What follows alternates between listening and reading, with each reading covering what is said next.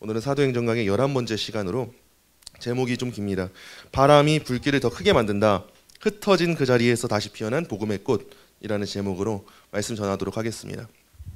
그럼 1949년에 마오쩌둥이 이끄는 그 공산당이 중국 본토를 내란으로 장악하는 일이 생겨났습니다. 그게 얼마 되지 않았어요. 1949년이에요. 거의 1950년 가까운 1949년에 마오쩌둥이 중국의 공산당원들을 다 집결시켜가지고 본토에 내란을 해서 중국에 당시 있었던 국민당이 대만으로 후퇴하는 일이 펼쳐졌어요. 그래서 여러분 아시는 것처럼 대만이라는 나라는 그 후퇴 이후에도 그렇고 계속 애매한 색깔을 가지고 있어요. 중국 색채도 나는데 옆에 있는 섬나라인 일본 색채도 나고 그렇게 아울러지는 그런 나라가 된 게 대만이에요. 어찌됐건 간에 그 마오쩌둥을 중심으로 해서 공산당이 나라를 장악하고 나니까 중국이 이제 공산화가 철저하게 되었고 기독교를 외세의 종교로 철저하게 인식할 수밖에 없었어요. 그리고 공산주의, 마르크스주의 이 모든 것은 같은 길을 향하기 때문에 종교는 인민의 아편일 뿐이기 때문에 그 기독교를 추방하고 선교사들을 추방하고 철수하게 하는 정책을 바로 펼치게 됐습니다. 이 사건은 특히 어떤 분들에게 영향을 끼쳤냐? 당시 허드슨 선교사님, 허드슨 테일러 선교사님이 세우신 중국 내지 선교회에 특히나 많은 충격을 주었다고 해요. 왜냐하면 내지 선교회는 오랫동안 중국 내륙 깊숙이 복음을 전하는데 힘써 왔는데 1949년 마오쩌둥이 공산화를 시키면서 637명의 선교사들이 중국에서 떠날 수밖에 없게 되었다고 합니다. 표면적으로 보면은 이 사건은 선교 역사에서 어떻게 보면 실패한 역사로 비추어질지도 모르겠어요. 기껏 열심히 복음의 씨를 뿌렸고 637명이 훈련받아서 중국에 그렇게 선교사로 간다는 것은 절대 쉬운 일이 아닌데 정권이 교체되고 공산화 이후에 바로 추방당하는 모습을 볼 때 야 진짜 이제 실패했다. 그렇게 인생 쫓아가다가 결국 얻어낸 거 하나도 없고 열매도 없구나. 이렇게 이해할지 모르겠어요. 그런데 이 사건은 오히려 하나님의 더 큰 뜻이 이루어지게 되는 놀라운 계기가 됐어요. 637명의 선교사님 중에서 286명이요. 동남아시아로 흩어졌고 일본 등으로 흩어지게 됐어요. 그래서 동남아와 일본 그 여러 지역들, 아시아 지역 가운데 복음이 오히려 확산될 수 있는 또 다른 계기가 바로 이때 이루어지게 됐어요. 그래서 한 지역에서 문이 닫혔다라고 하는 것은 우리가 이젠 이해를 바꿔야 돼요. 다른 지역으로 문이 열리는구나. 이런 식의 이해를 우리가 좀 알고 있어야 될 필요가 있어요. 뿐만 아니에요. 우리가 그럼 생각할 때 선교사님들이 떠났으니까 이제 중국은 어떡하는가? 이제 중국은 희망이 없겠다. 그렇게 이해를 하잖아요. 우리의 인식으로는 선교사님들이 없으니까. 근데 희한하게도 중국 내에 남아있었던 그리스도인들이 극심한 박해를 받았음에도 불구하고 오히려 선교사님이 계실 때와 안 계실 때를 비교하잖아요. 선교사님들이 떠나고 나서 3, 40배로 부흥을 했다고요.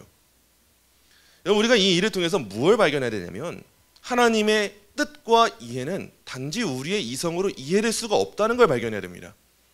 우리는 늘 표면을 보면서 모든 것을 판단을 해요. 중국에 있는 선교사님들이 이제 다 추방됐구나. 이제 마오쩌둥이 정권을 잡았구나. 이제 중국은 공산화되어서 기독교는 더 이상 말살되는 것이구나.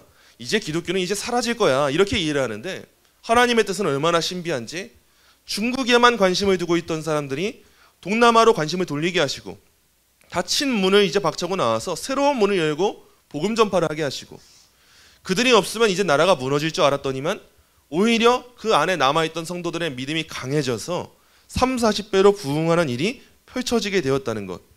그들 안에서 자생하는 교회가 생겨나게 되었다는 것. 여러분 이게 얼마나 대단하고 아름다운 일인가를 우리가 이해할 필요가 있는 거예요. 우리도 종종 그런 것 같아요. 예상치 못한 어려움이 생길 때 우리는 종종 바로 낙심을 해버립니다. 아니 왜 나한테 이런 일이 주어지는 거지? 왜 하나님은 나한테 이런 시간을 허락하시지? 꼭 이렇게 하는 게 맞는 건가? 이런 생각에 사로잡히면서 우리가 종종 어떻게 빠지냐면 그래 가능성은 없어. 더 이상 잘 될 일은 없어. 이런 생각에 빠지게 돼요. 그러면서 우리나라의 청년들과 그 어린 청소년들까지도 지금 자살률이 굉장히 높아지고 있어요. 한참 꿈을 꾸어야 될 나이인데 이성적으로 판단을 하는 거예요. 희망이 없어. 나는 진짜 한방하지 않으면 어떻게 할 수가 없어 라고 하니까 지금 청소년 도박 문제와 마약 문제, 다양한 문제들이 아주 판을 치고 있는 거예요. 그런데 우리는 오늘 이제 말씀을 통해서 살펴봐야 될 내용이 있어요. 오늘 살펴볼 내용이 뭐냐면 하나님의 뜻은 우리의 이성적 판단으로는 막혔다 생각하는 지점에서 얼마나 더 놀랍게 이루어질 수 있는가. 하나님의 주권은 얼마나 우리가 이해할 수 없는 시야 가운데 하나님의 더 큰 시야 가운데 이루어지는가. 우리가 오늘 말씀을 통해서 바로 이 사실을 살펴보도록 하겠습니다. 자, 여러분 오늘 본문 배경을 한번 잠깐 이해를 한번 해야 되는데, 오늘 본문이 어떤 상황이냐면요, 우리가 잘 알고 있는 것처럼 스데반 집사님이 순교하시고 나서 예루살렘 교회에 대한 박해가 더 심해진 시점이 오늘 본문에 나오는 시점이에요. 그래서 지난주에 살핀 8장 1절의 말씀, 이어지는 내용이에요. 8장 1절의 말씀을 잠깐 보시면요, 사울은 그가 죽임당함을 마땅히 여기더라 라고 하면서 그 순교 현장에 있었던 사울이 그래 스데반 죽길 잘했어, 쟤는 죽어야 했던 애야 라고 이해하는 장면이 나오고, 그 날에 예루살렘에 있는 교회에 큰 박해가 있다라고 하고, 사도 외에는 다 유대와 사마리아 모든 땅으로 흩어졌다라고 기록하고 있어요. 오늘 보면 바로 앞에요. 스데반의 죽음이 있고 나서 사도들 외에는 대부분의 성도들, 모든 성도들, 과장법이에요, 다 모두 이제 흩어졌대요. 유대와 사마리아와 모든 땅으로 흩어지게 됐대요. 이제는 이 박해를 견딜 수가 없어서, 무서워서 더 이상 그 지역에 살 수가 없어서 다들 흩어지게 된 거예요. 아마도 당시 주된 박해는요, 여러분 어떤 사람들에게 있었을까 보건대 헬라파 유대인들에게 있었던 것 같아요. 스데반 같은 경우가 헬라파 유대인이었어요. 그래서 스데반과 같은 계열에 속하는 헬라파 유대인들은 모두 추방됐어요. 근데 반면에 히브리파 유대인들에게는 그러지 않았던 것으로 보여요. 그렇기 때문에 누가 남아있을 수 있었냐면 사도들이 남아있을 수가 있었던 거예요. 그래서 사도들은 남았고, 사도들 이외에 모든 성도들은 다 떠나가야 되는 상황이 펼쳐진 거예요. 이게 어떤 상황이냐, 오늘날로 치자면 사역자들만 남게 되었고 성도들만 흩어지게 되었다는 거예요. 얼마나 혼란스러운 상황이에요. 물론 사도들이 예루살렘에 남은 이유가 단순히 이 법적인 정책들이 자기들에게 안전해서 이 이유만은 아니었을 거예요. 다양한 이유들이 있었겠지만 지금 복음의 중심지가 어디냐면 예루살렘 교회입니다. 예루살렘 교회가 더 단단해지고 견고해지고 복음의 중심지가 되어서 사람들을 파송해야 하는 입장이기 때문에 사도들은 자기들의 부름받은 자리가 어디인가를 파악하고 우린 여기 남겠다 결정한 거예요. 그래서 사도들은 예루살렘 교회를 지켰고, 반면에 직접적인 박해를 경험했던 성도들, 그 헬라파 유대인들은 흩어지게 된 거예요. 과장된 표현이지만 대부분의 사람들, 모든 사람들, 거의 전부 다가 흩어짐을 면할 수가 없게 된 상황, 그 상황이 오늘 본문의 상황이에요. 그래서 이 8장 1절에 나오는 흩어진이라 라고 하는 용어에서 우리가 잘 아는 말이 나와요. 디아스포라. 우리가 뭐 디아스포라 유대인 이렇게 말을 하잖아요. 흩어진 성도들이라는 뜻이잖아요. 이 디아스포라라고 하는 말이 흩어진이라 라고 하는 이 말에서 나온 용어예요. 근데 우리가 생각하기에 이 흩어짐은 실패에 가깝습니까? 성공에 가깝습니까? 실패에 가까울 거예요. 근데 흥미롭게도 성경에 기록된 이 흩어진이라라고 하는 용어를 잘 분석해 보잖아요. 이 용어의 뉘앙스가 긍정적이라는 사실을 여러분 아셔야 돼요. 참 성경은 희한하게 기록되어 있어요. 우리가 생각하기에는 흩어졌다라고 하면은 지금 실패했다, 지금 비참한 상황이다 이럴 것 같은데, 이 흩어진이라라고 하는 용어가 긍정적인 뉘앙스로 표현되었다는 것에 주목을 해야 돼요.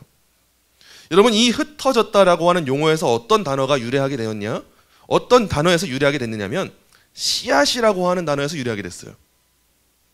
씨앗을 생각해 보세요. 씨앗은요, 흙 뿌리는 거잖아요.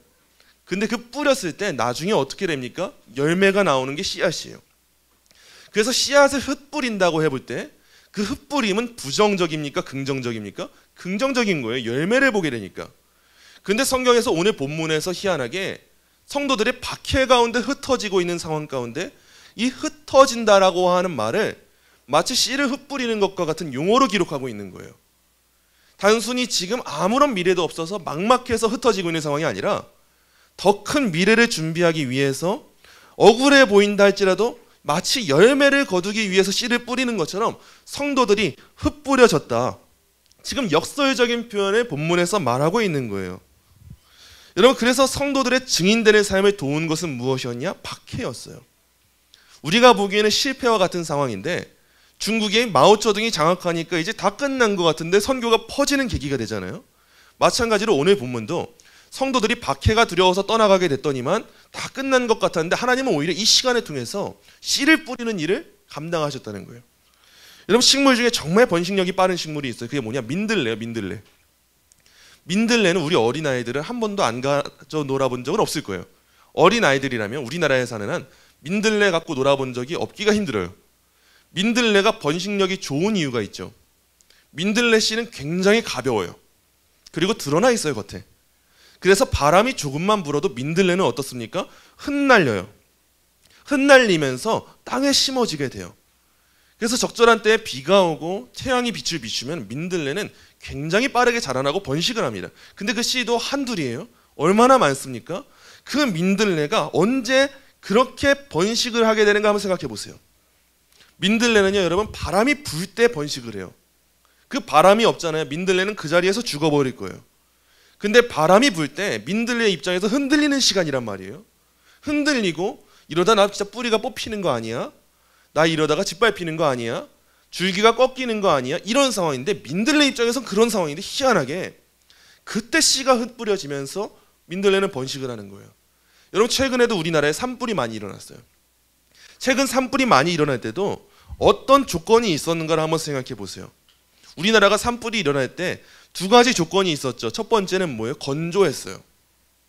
땅이 정말 메말라가지고 비도 안 오고 건조하니까 이 불이 퍼져나가기에 최적의 조건이었던 거예요. 나무도 다 바짝 말라 있으니까. 근데 두 번째로 어떤 조건이 있었냐? 강풍이 불었어요. 건조한 상황 가운데 강풍이 부니까 종잡을 수 없이 그렇게 바람이 퍼져나간 거예요. 여러분, 기독교가 그런 거예요. 우리 마음 가운데 갈망함으로 그 쩍쩍 갈라질 만한 건조함이 있을 때가 있어요. 모든 성도들에게 정말 마음이 쩍쩍 갈라질 정도로 하나님이 나한테 그 은혜의 단비를 뿌려주시면 좋겠다. 나를 사용해 주시면 좋겠다. 나를 통해서 역사하시면 좋겠다. 그 마음의 그 메마른 상태가 우리한테 찾아올 때가 있어요. 이게 첫 번째 조건이에요. 근데 두 번째 조건은 이거예요. 옆에서 강풍이 불어요. 정말 나를 왜 이렇게 가만 못 두는 거야? 왜 이렇게 바람이 거센 거야? 라고 할 때 희한하게 퍼지는 게 뭐냐? 불길이 퍼져나가는 거예요. 종잡을 수 없을 만큼 우리나라도 이 산불 피해가 얼마나 심해요. 기독교가 그런 종교예요, 여러분. 기독교는 그 마음의 갈망함이 그 건조할 정도로 힘든 조건일 때, 초대교회가 바로 그런 상황이지 않습니까? 스데반의 순교를 보면서 성도들이 두려웠겠지만 또다시 무엇을 배웠겠어요? 예수 믿는 사람이 저래야 되는구나. 예수님이 보좌 우편에 서 계신 모습을 본 사람들, 그 변호해 주시는 모습을 본 사람들은 저래야 되는구나 깨닫고 마음이 불붙듯이 일어났겠죠. 근데 동시에 무서운 거예요. 어떻게 해야 되지? 이때 바람이 거세게 불어요. 그래서 어쩔 수 없이 흩어졌던 거예요. 흩뿌려졌던 거예요. 그런데 희한하게도 박해라는 바람이 부는데 기독교가 사라진 게 아니라 더욱더 퍼져나가고 번식하게 된 것을 오늘 본문에서 기록하고 있는 거예요. 그 오늘 본문 내용을 한번 살펴보도록 할게요. 먼저 오늘 본문 4절 말씀입니다. 4절 말씀 우리 함께 한 목소리로 읽겠습니다. 그 흩어진 사람들이 아멘. 박해의 결과 사람들이 흩어졌어요. 그래서 표면적으로 볼 때는 이 흩어진 게 비극 같은데 희한하게 사람들이 흩어져서 무엇을 했는가를 우리가 주목해야 돼요. 여기서 말씀을 전했다는 용어는요, 여러분 우리가 아는 것처럼 저처럼 지금 설교하고 있는 모습을 표현하는 용어가 아니에요. 이 말이 무슨 뜻이냐면 복음 전파의 사명은 사역자, 설교자에게만 국한된 것이 아니라 일상을 살아가는 우리가 흔히 말하는 평신도 성도들에게도 주어졌다는 것을 지금 말해주고 있는 것이 오늘의 본문입니다. 그럼 말씀 전한다는 저만 하는 일이 아니라 저와 여러분 모두가 각자의 자리에서 해야 된다는 걸 보여주는 거예요. 흩어진 성도들이 지금 무엇을 했냐? 내 생계 책임져야지, 집 구해야지, 사람 만들어야지, 관계 만들어봐야지가 아니라 1순위가 이거였던 거예요. 흩어져서 그래 나는 증인이라는 사명이 있지 말씀 전해야겠다 했던 거예요. 우리 식으로 쉽게 말하면 평범한 성도들인데 그 성도들이 기쁜 일이 있든 슬픈 일이 있든 상황이 중요하지 않아요? 이웃을 만나든 지인을 만나든 누구를 만나든 중요하지 않아요? 다 하나님의 기회로 여기면서 이 복음을 전할 때 어떻게 전하냐? 흥미로운 표현이에요. 수다를 떨듯이 전해요. 그게 오늘 본문에서 사람들이 말씀을 전한다고 하는 의미입니다. 여러분 수다 떨 때 어떻게 해요? 자연스럽게 하고요. 불편함 없이 하고요. 거리낌 없이 하고요. 그냥 툭 찌르면 나오는 게 수다예요. 근데 그 수다를 누가 가장 잘 떨 수 있는가? 제일 좋은 조건을 가진 사람들이 누구냐 했을 때 하나님이 택하신 그릇이 누구였냐면 성도들이었던 거예요. 한번 생각을 해보세요. 하나님이 사도들 보고 수다 떨라고 하잖아요. 사도들은 뻣뻣하고 그걸 잘 못했을 거예요. 사도 바울 같은 사람들 생각해 보세요. 과연 앉아가지고 쭈그리고 앉아가지고 좀 덜 떨어진 사람처럼 그렇게 수다 떠는 일 잘할 수 있었을까요? 아마 못했을 거예요. 그렇게 배울 만큼 배운 사람이고 격식도 있는 사람이고 복음 증거자로 그렇게 불타고 있는 사람이기 때문에 아니 내가 어떻게 그런 일을 감당할 수 있겠어라고 하면서 말도 어버버하고 똑바로 못할 거예요. 근데 일상의 삶을 살아가는 성도들에게는 그 이야기가 달라집니다. 사도들이 가는 자리는 정해져 있어요. 교회들을 찾아가요. 사도들은 교회를 가서 교회를 세우는 일을 감당하고 성도들을 세우는 일을 주로 감당하는 게 사도들이었어요. 그래서 성도들을 잘 양육하고 성도들을 보내요. 그럼 그 보낸 성도들은 어디를 가냐? 교회를 찾아가지 않아요. 그 사람들은요 식당을 가고요, 가정집을 가고요, 일터를 가고요, 내 지인을 만나는 자리를 가고요, 오늘날로 치자면 카페를 가고요, 놀러 가고요, 관광을 가고요, 만남을 갖고요, 여행을 가고요. 성도들의 삶 가운데 그렇게 떠나가는 거예요. 성도들이 흩어지는 거예요. 근데 이 흩어짐의 시간 가운데 그들이 무엇을 했냐? 누구를 만나든 기회로 여겨요. 어떤 시간이든 하나님의 때라고 여겨요. 그러면서 수다 떨듯이 복음을 전하는 거예요. 복음을 아세요? 복음을 알고 있으세요? 예수님이 누군지 아세요? 성도들이 가서 그 역할을 막 했던 거예요. 여러분 우리가 일주일에 한번 예배하는 자리에 모이고 우리는 다시 흩어지는 교회가 돼요. 하나님이 보내시는 바람에 따라서 우리는 다양한 곳에 흩어집니다. 그런데 이때 우리가 왜 흩어지게 되는가를 우리가 망각하게 되면요, 누가 나를 이곳에 밀어 넣으셨는가를 망각하게 되잖아요. 그러면 우리는 수다를 떨어도 그냥 동네 친구 만난 것처럼 수다를 떨게 될 거예요. 수다는 두 종류가 있다는 거 이제 명확하게 아셔야 돼요. 하나님이 나를 이 자리에 보내셨다는 걸 알고 떠는 수다와 모르고 떠는 수다는 천지 차이가 돼요. 그냥 동네 친구 만나서 수다 떠는 것처럼 여기 학원이 좋대요, 여기 어린이집 좋대요, 여기 학교가 좋대요, 여기 이런 과가 좋다는데요, 이런 직업이 좋다는데요, 여기 투자하면 될 것 같다는데요, 여기 아파트 이제 오를 거래요. 이 수다 떠는 일에만 끝나게 돼요. 우리가 어디를 가든지 누구를 만나든지. 나를 왜 보내셨는가? 여기 어떻게 보내신 건가를 까먹잖아요. 그러면 그냥 진짜 일상에서만 머무르요. 그냥 정말 일반 은총에만 머무는 거예요. 그 이상의 일을 감당하지 못하고 내가 증인이라는 걸 까먹어버려요. 근데 생각해 보세요. 그렇게 대화 떨고 그렇게 수다 떨잖아요. 주제가 다 뭐냐 했을 때 이 땅에서의 웰빙이에요. 이 땅에서 잘 먹고 잘 사는 거예요. 물론 그런 주제가 다 나쁜 건 아니지만 우리가 그 삶만 살아가잖아요. 대화 가운데 하나님은 온데간데 없어져요. 내 뜻만 구하게 돼요. 내가 증인이라는 걸 다 까먹게 되고, 증인은 무슨 증인이에요? 이렇게 우리가 일상 가운데 어울리면서 말하잖아요. 오히려 동화가 돼버려요. 증인이 아닌 정도만 되면 참 좋으련만 증인이 아닌 정도가 아니라 오히려 기독교인들이 더 부끄러운 모습을 많이 보이게 돼요. 그게 우리가 떠는 증인이라는 것을 망각한 상태의 수다라는 거 여러분이 아셔야 돼요.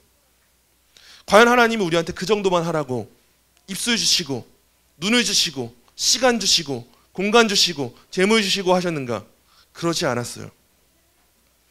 그런 수다만 반복할 거면 여러분 예배 마치고 예배당 문 밖에 나가는 순간 하나님이 우리 다리 몽둥이를 부숴버리셔도 할 말이 없을 거예요. 우리는 하나님이 우리를 이 예배당 문 밖에 나가게 허용하시잖아요.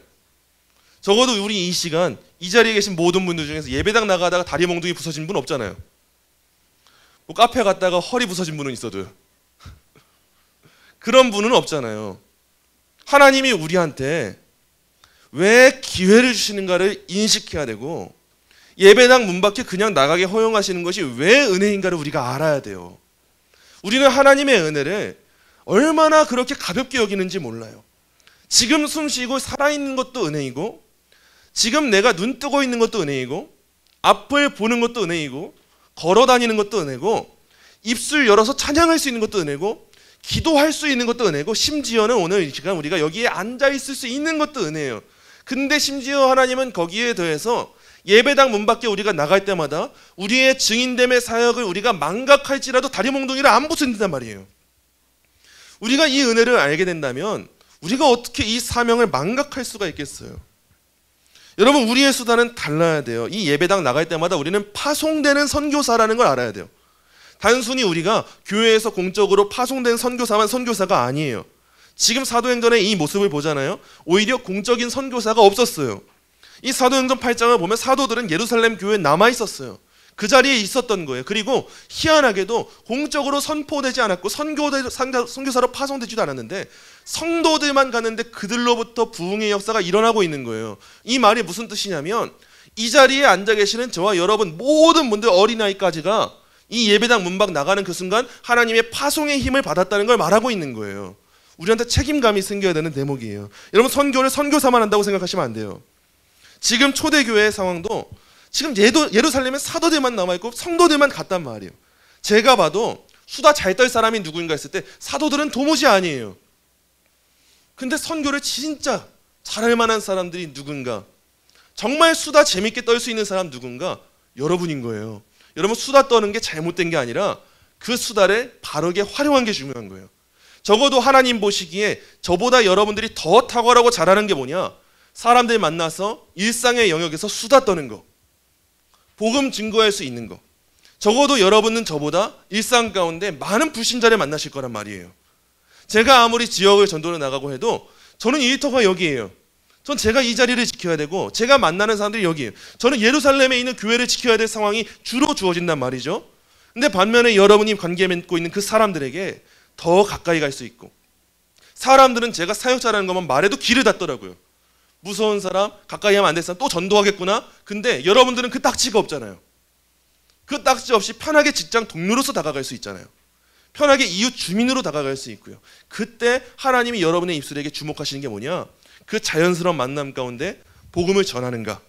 그 복음 전하고자 하는 그 갈망감이 있는가?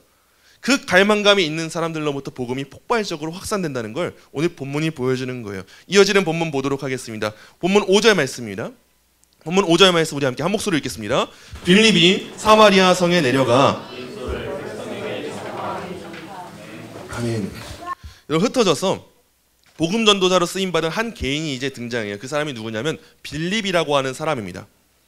여러분 빌립은요 스데반과 함께 과부들의 구제를 위해서 택함 받은 집사 중에 한 사람이었어요. 근데 이 빌립 또한 헬라파 유대인이었기 때문에 흩어져야 했고, 이 빌립이 택한 지역이 어디였냐? 사마리아였어요. 여러분 흩어질 때 적어도 가는 지역은 내가 고를 수 있잖아요. 우리가 적어도 이주하고 피난 가고 이사할 때 지역은 내가 고를 수 있듯이 지금 빌립도 골랐던 건데 빌립이 사마리아를 고른 건 굉장히 놀라운 대목이에요. 여러분 당시 사마리아가 어떤 곳이었냐면 유대인이 보기에는 사마리아는요 이방인도 아니고 유대인도 아닌 사람들이 사마리아인이었어요. 과거에는 유대인과 한 뿌리에 있었던 것 같은데 여러 이방 종교와 이방 민족과 혼합되면서 이 사람들을 유대인이라고 봐야 돼, 이방인이라고 봐야 돼, 참 이도저도 아닌 사람들이다, 부정하다, 불결하다 이렇게 여겼던 민족들이 사마리아인이었어요. 그들도 나름의 신앙은 가지고 있었지만 유대인들의 시각에서 볼 땐 이상한 신앙이었어요. 성경도 모세 오경만 보고 무언가 다 이상했던 거예요. 그래서 예수님이 사마리아 여인에게 말씀을 거실 때 그때 사람들이 놀랐던 이유가 바로 이 이유입니다. 유대인이 보기에는 사마리아인들이 굉장히 부정한 사람들이어서. 그런데 우리 주님은 어떻게 하세요? 사마리아 여인 만나주셨죠? 사마리아 출신 나병 환자도 고치셨죠? 그리고 나중엔 비유를 드시는데도 선한 사마리아인 비유를 드세요. 정말 유대인 보기에는 안 입고 왔을 거예요. 왜 예수님 계속 사마리아인들이랑 엮이시는 거야? 근데 예수님이 그렇게 사마리아인들을 찾아가시고 만나시잖아요. 이 마음을 닮은 사람이 누구였냐면 오늘 본문에 등장하는 빌립이었던 거예요. 아무도 택하지 않아도 욕을 안 해요, 유대인들이. 당연한 거예요. 사마리아는 안 가도 마땅하거든요. 근데 빌립은 사마리아라고 하는 곳을 택해서 갔다는 거예요. 바로 그 순간 복음이 지역과 민족의 그 장벽을 넘게 된 거예요. 오늘 본문이 바로 그 장면입니다. 여러분 복음을 듣지 않아도 될 사람은 없어요. 그리고 우리가 사랑하지 않아도 될 사람도 없어요. 우리가 용서하지 않아도 될 사람은 없어요. 우리는 이미 예수님 믿고 난 이후부터는 조건이 사라진 사람들이에요. 왜냐? 하나님은 우리를 사랑하지 않으셔도 됐는데 사랑하셨거든요. 예수님은 날 위해 죽지 않으셔도 됐는데 죽으셨거든요. 하나님은 날 용서하지 않으셔도 됐는데 용서하셨거든요. 그런데도 우리의 마음은 얼마나 악한지 아직까지도 용서하지 못하는 사람들이 있고, 아직까지도 미워 마땅하다 생각하는 사람들이 있고, 아직까지도 저 사람한테는 복음이 없어도 되잖아 라고 생각하는 사람들이 있잖아요. 근데 빌립은 그러지 않았던 거예요. 빌립은 오히려 그들을 찾아가서 그 미워 죽겠는 사람들한테 가서 이 사람들의 영혼이 회복돼야 될 텐데, 이 사람들이 복음을 들어야 될 텐데, 이 마음 가지고 사마리아에 갔던 거예요. 이어지는 본문입니다. 6절 7절이에요. 6절 7절 말씀 우리 함께 한 목소리로 읽겠습니다. 무리가 빌립의 말도 듣고 행하는 표적도 보고 한 마음으로 그가 하는 말을 따르더라. 많은 사람에게 붙었던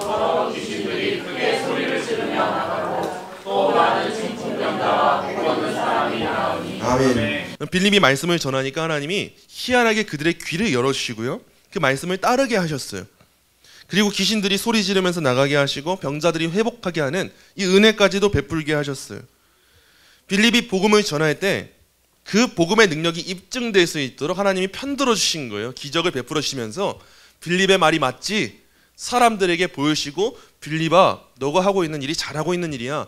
빌립의 기도 좀 세워주신 거예요. 여러분, 이 본문에서의 본질은요, 기적 자체가 아닙니다.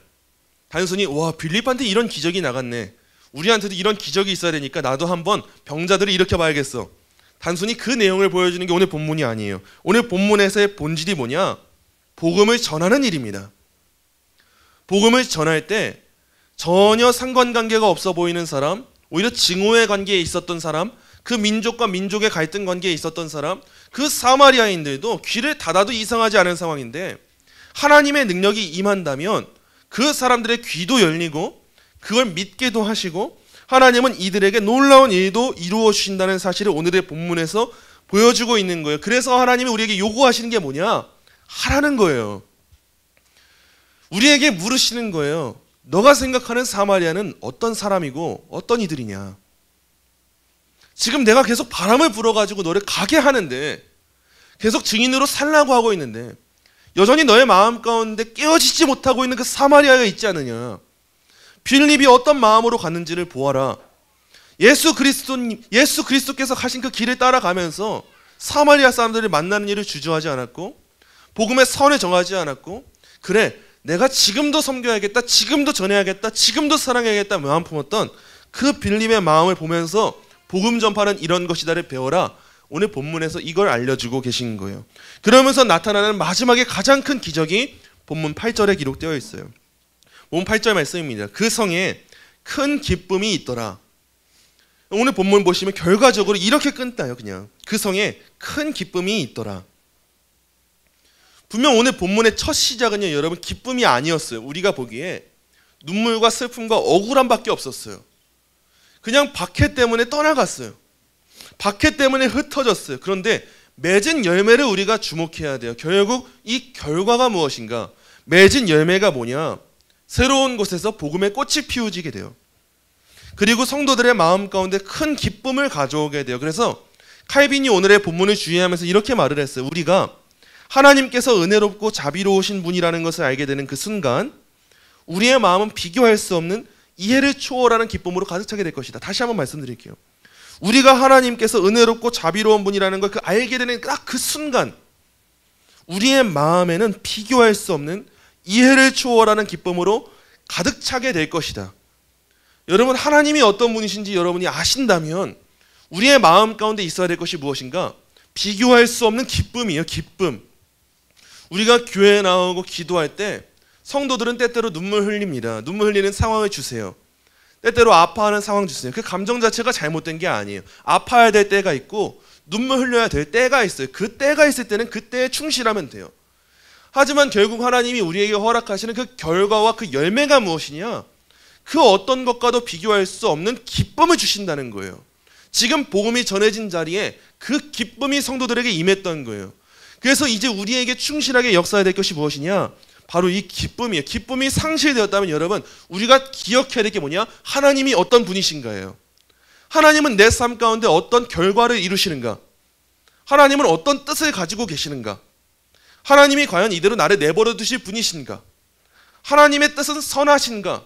우리가 이걸 묵상하게 될 때 이해를 초월하는 기쁨이 주어지는 거예요. 그래서 우리도 어떤 시험과 박해가 닥쳤을 때 거기서 주저앉을 것이 아니라 우리는 훈련을 해야 돼요. 어떤 훈련이냐? 소망을 볼 수 있는 훈련을 해야 돼요.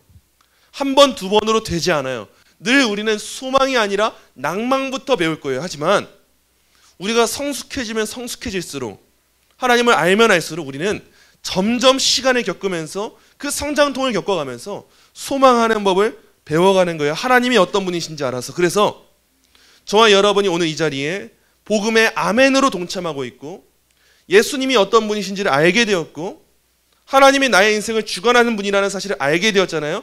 이제 우리가 이 말씀을 묵상하고 사는 훈련을 해야 돼요. 우리가 늘 묵상해야 될 말씀 바로 이 말씀입니다. 신명기 말씀이에요. 신명기 33장 29절의 말씀 우리 함께 한 목소리로 읽겠습니다. 이스라엘이여 너는 행복한 사람이로다. 여호와의 구원을 너같이 얻은 백성이 누구냐? 그는 너를 높은 방패시오 내 영광의 칼이로다. 내 대적이 내게 복종하리니 내가 그들의 높은 곳을 밟으리로다. 아멘. 여러분 우리 교회 가운데 저와 여러분 가운데 웃음꽃이 펴야 될 이유가 바로 이 이유예요. 우리 성도들이 복음을 영접하는 그 순간부터 우리의 이름이 무엇이냐? 이스라엘이에요. 이스라엘. 하나님이 택하신 백성이고 민족이라는 거예요. 하나님이 택하셨어요. 그렇기 때문에 우리에게 주어진 우리의 이름의 키워드가 뭐냐? 행복한 사람이에요. 행복한 사람. 어떤 것과도 비교할 수 없는 그 행복을 가지고 있는 사람, 소유한 사람, 행복 그 자체인 사람. 그 이유가 뭐냐? 여호와의 구원을 우리처럼 얻은 백성이 없어요, 여러분. 지금 이 사마리아 사람들이 복음을 듣고 바로 이 감정을 공유한 거예요. 아니 우리처럼 이렇게 복음을 들을 수 있는 사람들이 있을까? 그 성에 큰 기쁨이 넘쳤던 거예요. 저와 여러분이 마찬가지입니다. 하나님이 과연 나를 구원하실 수 있을까? 과연 나 같은 사람도 구원하실까 하다가 아니 이렇게 크신 구원이 나한테 임하는 거야? 라고 놀라는 거예요. 그러고 나서 또 놀라는 게 뭐냐? 그 하나님은 우리를 돕는 방패세요. 어떤 역경이 있고 시련이 있고 아픔이 있고 환란이 찾아오고 바람이 불어도 방패신데 그 하나님이 어떤 분이에요? 이 세상의 창조주이시고 주권자세요. 과연 이 방패를 뛰어넘을 수 있는 창이 어디 있겠어요? 없다는 거예요. 지금 그걸 보면서 묵상하는 거예요. 그래서 그분은 영광의 칼이시고 그 대적들, 우리의 대적들이 모두 우리한테 복종하게 되기 때문에 이제 우리의 이름이 무엇이냐? 행복한 사람. 우리는 바로 그 사람이라는 인식을 갖게 되는 거예요. 그렇기 때문에 우리에게는 이제 기쁨이 차고 넘쳐야 됩니다. 하나님이 어떤 분이신지를 알아서 그 복음에 동참한 것이 어떤 의미인지를 알아서 그 기쁨이 차고 넘치는 공동체가 교회라는 사실을 오늘의 본문에서 보여주고 있는 거예요. 말씀 맺겠습니다. 사랑하는 성도 여러분, 오늘 본문은 우리가 생각하는 가장 암울한 순간이라도 하나님의 섭리 안에서는 더 큰 복음의 불길로 일어날 수 있음을 보여주는 그 대목이었어요. 때로는 세상 돌아가는 상황을 보면서 불안한 마음이 생길 수 있습니다. 다양한 바람이 불면서요. 그리고 우리의 미래가 어둡게만 보일 수도 있어요. 실제로 지금은 어두울 수도 있어요. 실제로 지금은 사망의 음침한 골짜기를 지나는 과정일 때가 있을 수 있어요. 그러나 우리가 오늘 말씀을 통해서 기억해야 될 것은 하나님의 뜻은 단순히 우리를 사망의 음침한 골짜기를 목적지로 두지 않는 사실을 발견해야 돼요. 사망의 음침한 골짜기는 여러분 지나가는 터널과도 같은 곳이에요. 우리가 본질적으로 가야 될 목적지가 아니고 우리를 부르시고 인도하신 하나님께서는 우리를 결국 바람이 불게 하시면서 밀어붙이시면서 하나님의 크신 일을 위해서 나아가게 하신다는 사실을 본문에서 발견하게 되는 거예요. 오늘 말씀 통해서 세 가지의 권면을 꼭 기억하시고 담대한 믿음 가지시길 소망합니다. 먼저 첫째입니다. 여러분 낙심의 상황 가운데 역설의 믿음으로 소망하셔야 돼요. 다시 한번 말씀드릴게요. 낙심의 상황 가운데 역설의 믿음으로 소망하셔야 돼요. 우리가 과도한 걱정과 염려에 사로잡힐 때 결국 우리의 시선이 어디에 가냐 보면요, 하나님께 가지 않고요 세상에 가게 돼요. 우리가 과도하게 세상 가운데 눈이 갈 때마다 우리는 낙심할 수밖에 없어요. 근데 그때 그러면 좀 마음이 나아지는가 하면은 마음이 안 나아집니다. 오히려 앞이 더 캄캄해져요. 세상을 보면 볼수록 우리는 더 힘들어지고 더 낙심이 가득해져요. 불길이 더 퍼져나가는 것만 보면서 아니다 이대로 사라지는 거 아니야? 두려움만 커지게 돼요. 근데 오늘 말씀을 보잖아요. 바람이 세게 불어도 불길이 꺼지기는커녕 더욱 번진다는 역설을 보여줍니다. 우리는 이 의심으로부터 벗어나야 돼요. 세상에 바람이 불 때 이제 이 불길이 꺼지는 거 아니야? 이 의심을 버려야 돼요. 하나님은 불이 꺼지게 하시지 않고 더 퍼지게 하시는 분이라는 이 사실을 믿는 믿음이 생겨나야 됩니다. 우리는 낙심의 상황 가운데 하나님은 왜 스데반의 죽음과 예루살렘 교회의 핍박에 침묵하시는가? 늘 마음속에서 반문을 해요. 그냥 가만 내두시는 거지 왜? 하나님이 해결해 주시면 좋은데 더 큰 힘 스데반한테 주시면 좋은데 왜 하나님은 침묵하고 계시지? 반문을 제기해요. 근데 여러분 절대 착각하지 마세요. 하나님은요 침묵하고 계시지 않으세요. 오히려 오늘 본문 잘 살펴보시면 하나님은 더 적극적으로 일하시는 분이심을 발견할 수 있게 돼요. 여러분 우리의 삶에도 예기치 못한 고난과 불안과 흩어짐이 있지 않습니까? 그 상황이 넉넉하고 쉬운 상황 아니라 할지라도 여러분 왜 침묵하십니까? 묻지 마시고요. 우리 기도가 바뀌어야 돼요. 하나님, 제 이해로는 도무지 보이지 않는데, 제가 두 눈 씻고 봐도 하나님이 일하고 계신지 모르겠는데, 하나님 입 닫고 계신 것 같은데, 하나님 저한테 눈을 주세요. 하나님이 하시는 일을 볼 수 있는 눈을 주세요. 그래서 불이 꺼지는 것처럼 보이지 않게 하시고 퍼져가는 것처럼 보이는 눈을 주세요. 우리는 이런 믿음을 가져야 되고, 이런 역설의 믿음으로 살아갈 때 무엇이든 이길 수 있는 소망을 품게 되는 거예요. 여러분 꼭 먼저 이 첫째를 기억하셔야 돼요. 낙심의 상황이 올 때 역설의 믿음 주시옵소서. 주님 보는 눈을 주세요. 기도하시기를 소망합니다. 둘째입니다. 어디서든 누구에게든 수다스러운 증인으로 서셔야 돼요. 다시 한번 말씀드릴게요. 어디서든 누구에게서든 여러분 수다스러운 증인으로 서셔야 돼요. 수다를 마음껏 떠셔야 돼요. 초대교회 성도들은 밖으로 흩어졌지만 그 자리에서 복음을 전해요. 수다 떨듯이. 너무 신나서 전하는 거예요. 이 사람 저 사람 만나면서 다 친해지는 거예요. 그냥 이 사람도 만나면 수다 떨고 저 사람도 만나면 수다 떨고 다 그렇게 이야기 나누면서 복음 전할 수 있는 그 기회를 삼는 거예요. 때론 마주치기 싫은 사마리아 사람들 마주할 수도 있어요. 이 말이 무슨 뜻이냐? 적어도 우리 성도들은 교회 안에서 먼저 훈련이 돼야 돼요. 저 사람은 싫다. 저 사람이랑은 말 섞고 싶지 않다. 나는 저 사람은 사랑 못하겠다. 적어도 마음엔 있어도 입 밖으로 소리는 꺼내면 안 돼요. 우리가 염치가 있으면 하나님 앞에서 그러면 안 돼요. 적어도 우리가 교회 안에서부터 이 일을 해결하지 못하잖아요. 우리가 세상 나가서 사마리아인들을 어떻게 만나요? 같은 교회로 부르신 이스라엘 백성조차도 사랑하지 못하는데 어떻게 사마리아를 갈 것이고 어떻게 증인 될 것이고 어떻게 제자가 되겠어요? 여러분 교회 안에서도 사랑하지 못하고 편가르고 섬기지 못하면 우린 살지 못해요. 이때 문제가 발생하는 거예요. 하나님이 어리둥절하신 거예요. 하나님은 증인으로 불러놨는데 나는 증인 못하겠다고 하고 있는 꼴인 거예요. 저는 이 사람들한테는 빼고 증인할게요. 이러고 있는 거예요. 하나님 보시기에 얼마나 어이가 없겠어요. 우리는 이 훈련부터 시작하면서 우리 자세를 고쳐먹으면서 우린 열심을 다해야 돼요. 이젠 사마리아인, 내 마음속에 있는 사마리아인들 발견하게 되잖아요. 여러분 훈련하는 거예요. 적어도 하루에 한 번이라도 그래 나는 오늘은 내가 사랑하는 이스라엘이 아니라 사마리아인 한 명한테는 말을 걸어야겠다. 내일은 사마리아인 2명한테는 말을 걸어야겠다. 내가 한번 사랑할 수 있도록 기도해 봐야겠다.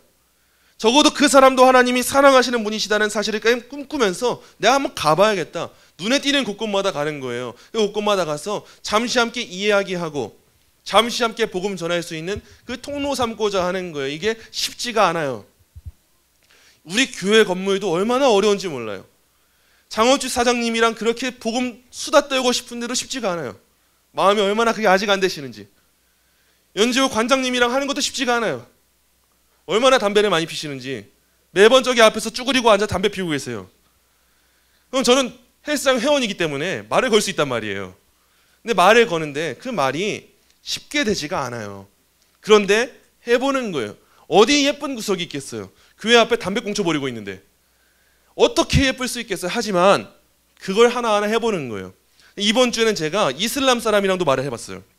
어떻게 해봤냐? 산부인과 병원에 이슬람 사람이 온 거예요. 그래서 엘리베이터 타면서 안녕하세요 하는데 안녕하세요로 답하시더라고요. 놀랐어요 솔직히. 제가 어떻게 말해야 될까? 뭐라고 말해야 될까? 무슨 말이 맞을까? 압살람 알레이쿰인가? 뭔가 하고 있는데 안녕하세요 하니까 여기서 일하시는 분이니까 말씀하시는 거예요.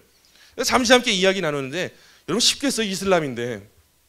근데 안면이라도 트고 보면은 다시 한번 만나고 길거리에서 만나도 또다시 이해는 할 수 있고 이야기는 할 수 있잖아요. 헬스장 관장님한테도 관장님 시간 하실 때 교회 한번 오세요. 주일에는 이제 문 닫으시잖아요. 말 한마디는 할 수 있잖아요. 그럼 뭐 내가 뭘 가 안 가 이러시죠. 근데 우리의 관점을 전환시키면서 우리가 이해를 바꿔보는 거예요. 내 발걸음이 닿는 곳곳은 그냥 의미 없는 일상이 아니라 하나님이 나를 파송하신 선교의 순간이다라고 하는 인식을 품고 있어야 돼요. 하나님이 지금 나를 만나게 하셨을 때 이 사람이 나한테 선교의 대상이구나. 하나님이 나한테 이 자리에 가게 하셨을 때 이 자리가 나의 선교의 자리구나. 이 인식을 갖고 나아가게 된다면 여러분 우리에게 만난 만남 중에서 우리에게 주어진 관계들 가운데 불필요한 만남이 있겠습니까? 아니요. 있을 수가 없는 거예요. 그런 마음 여러분 꼭 품으시면서 어디서든 증인으로 살아내는 여러분 되시길 소망합니다. 마지막 셋째예요. 여러분 기쁨을 만끽하세요. 정말 기쁘셔야 돼요. 복음이 들어간 자리는 가장 큰 기쁨이 있어요. 박해가 낳는 그 결과도요, 결국 기쁨이었어요. 인간의 눈으로는 절대 이해할 수 없지만 하나님 안에서는 그 기쁨을 이해할 수가 있게 됩니다. 세상 사람들이 보기에는 아니 기독교인들은 어떻게 저 상황에도 웃고 감사하다고 말하지 하겠지만 그건 중요하잖아요. 우리가 감사하고 기뻐하면 돼요. 우리는 그럴 수 있는 사람들이에요. 이게 바로 성도에게 주어진 가장 큰 선물임을 여러분 소중하게 여기셔야 돼요. 이 선물을요. 우리는 어떤 상황이 오고 어떤 사조가 교회를 흔들고 심지어는 1949년 중국에 있었던 것처럼 이 나라가 공산화가 되어도 소망이 사라진 사람들이 아니에요. 예수님이 소망이라는 사실은 바뀌지 않고 우리가 여전히 행복한 사람이라는 사실은 바뀌지 않을 거예요. 여러분 이 사실을 알고 있어야 정신 나간 사람처럼 보일지라도 어떤 상황이든 돌파하는 믿음을 갖게 됩니다. 다 이겨낼 수 있는 거예요. 제일 무서운 사람들이 어떤 사람들인지 아세요? 타격을 안 받는 사람들이에요. 내가 좀 열받게 해보고 싶은데 헤헤거리고 있어요. 기분 나쁜 말 했는데 듣고 잊어버려요. 잠깐이에요. 그러면서 깨닫게 되잖아요. 우리는 야, 저 또라이는 건들지 말아야겠다. 세상에서도 그런 사람들을 또라이라고 해요. 무섭다고 해요. 또라이는 건들지 말자. 똥은 무서워서 피하는 게 아니야. 더러워서 피하는 거야. 세상에서도 말을 해요. 여러분 그 또라이들의 특징이 뭔지 아세요? 내가 기쁜 것만 주목하고 있어요. 거기에 사로잡혀 있어요. 모든 걸 돌파할 수 있는 비교할 수 없는 그 기쁨이 있어요. 어떻게 보면 우리 기독교인들이 또라이라는 소리는 아니에요. 하지만 가장 큰 기쁨을 가지고 있잖아요. 그 무엇과도 비교할 수 없는 최상급의 그 기쁨을 갖고 있잖아요. 그러면은 무엇이 중요하겠어요? 뭐가 우리에게 더 크겠어요? 잠깐 누가 와서 나한테 침 뱉고 가도 여러분 주머니에 한 10억 있다 생각해 보세요. 누가 와서 여러분에게 주머니에 10억 주고 갔어요. 그러면은 누가 와서 뺨을 때리고 침을 뱉고 욕하고 왔는데 그게 중요하겠어요? 안 중요하죠. 그냥 헤헤거리면서 내가 이렇게 가고 은행에 입금하러 가겠죠. 당장 뭐 집 알아보고 있겠죠. 나 뭐 사야 되지? 이 돈을 어떻게 써야 되지? 머리를 굴리겠죠. 11조를 할까 말까. 이런 생각들이 우리한테 오가지 않겠어요? 그 기쁨에 사로잡히면은 이렇게 살게 되는 거예요. 지금 빌립이 그렇습니다. 빌립이 예수님을 만난 가장 큰 기쁨에 사로잡히고 나니까 박해의 슬픔을 잊어버리게 됐어요. 민족과 민족 간의 다툼을 잊어버리게 됐어요. 그저 복음 전하는 기쁨에 사로잡혔고 그 사람조차도 너무 기뻤고 그 기쁨으로부터 흘러나온 열매조차도 기쁘게 된 거예요. 여러분 저와 여러분의 발걸음이 닿는 곳곳마다 우리가 기쁨으로 나아가는 그 곳곳에서 기쁨이 퍼져나가야 돼요. 그게 우리의 증인된 삶임을 꼭 기억하셔야 됩니다. 여러분 바람이 불 때 낙심하지 마시고 하나님은 나의 이 시간을 통해서 더 큰 불길을 만드시겠구나. 내가 가는 그 곳곳마다 흩어질 때마다 나의 아픔의 시간마다 하나님은 내가 눈물 흘리게 하실 때마다 부르짖게 하실 때마다 더 큰 일을 이루시겠구나. 이런 담대한 믿음과 소망 갖고 나아가시는 저와 여러분 되시기를 간절히 소망합니다.